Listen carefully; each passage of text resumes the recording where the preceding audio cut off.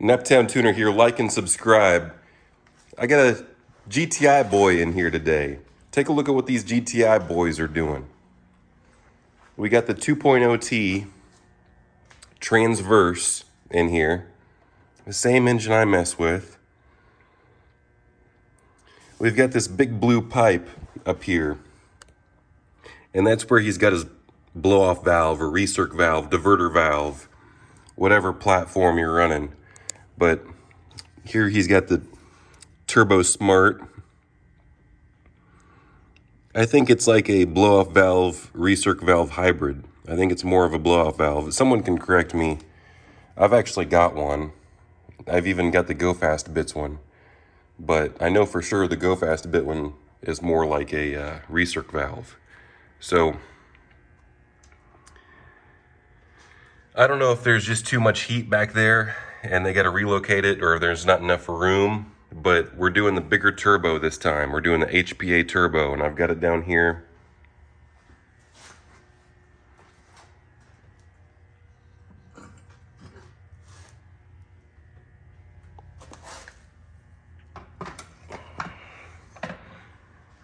It's slightly used with about 10,000 miles on it. You see this has a straight up block off plate right here, and this outlet is different. So we gotta, normally the pipe clips on from the factory, so we gotta put a different coupler on there. And this one's also got a block off plate right up there because that's not used on this setup. They're venting to this breather system right here in this intake pipe. Check out these intercoolers. So we've got the factory intercooler, but we've also got this aftermarket intercooler. So they had to do a little Y pipe setup in the front.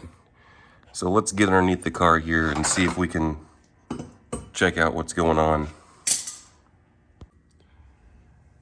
So here we are under the car, and you can see this pipe Ys and curves around into here, into that front intercooler I just showed you. And also they have the factory intercooler that's sandwiched just right in front of the radiator.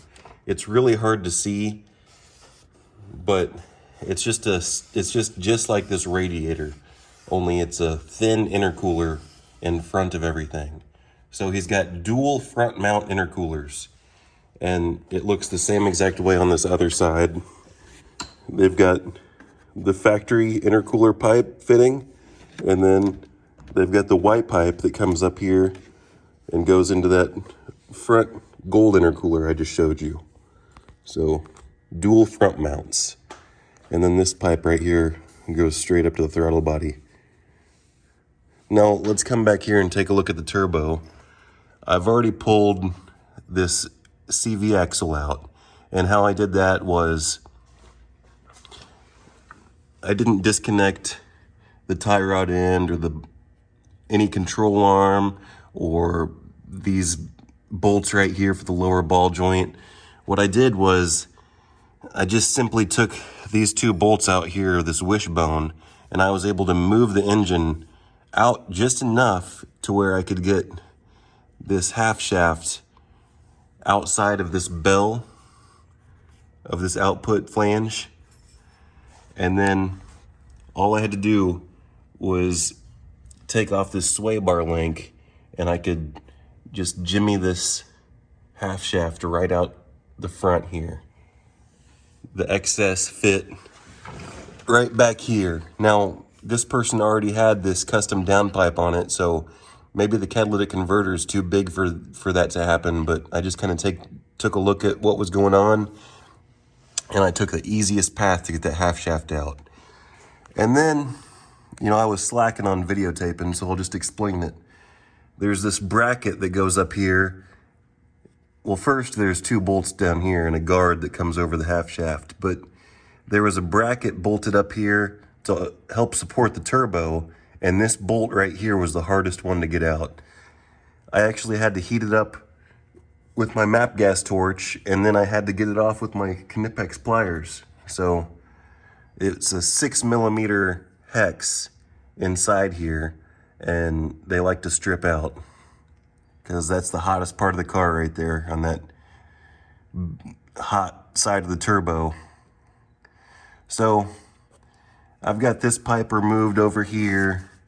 I'm gonna take these fittings off. I'm gonna take all the other accessory fittings off. This pipe, let's just get to it. Here I got the back of the engine with the turbo removed. The way I did it was, well, first off, you're gonna wanna take that wishbone out.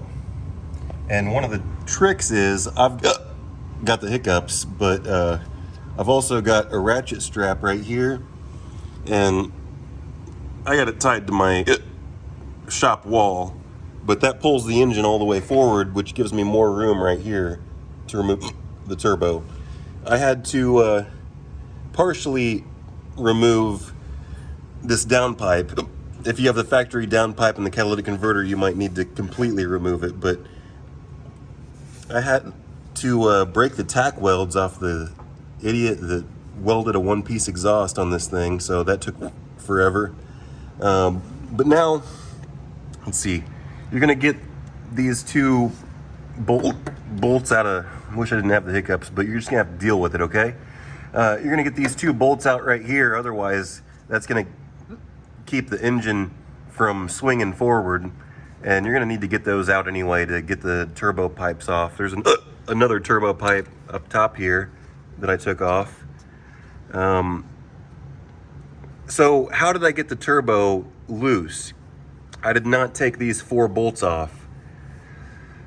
I'll tell you what I did. I took a big metal pole. Actually, I took the jack handle from my jack, and I put it on the hot side of the turbo, the bell side of the turbo, and I just jacked it up slightly. And what that does is that just kind of pops it out of this ridge, and then you can jiggle it the rest of the way out. You do not need to take these blocks off. You only need to take the 5 nuts out of the top. But now that the turbo is removed, we're gonna need to peel that old gasket out. I guess I already took the old exhaust gasket out. Did I? I sure did. And then we're gonna need to put a new gasket in, and let's go ahead and slide the turbo out. Look, I even took this hose off the back of the turbo after I pulled it out. So the first thing I'm gonna bolt on the turbo is this line right here. But I've already got all the other lines fitted on the turbo.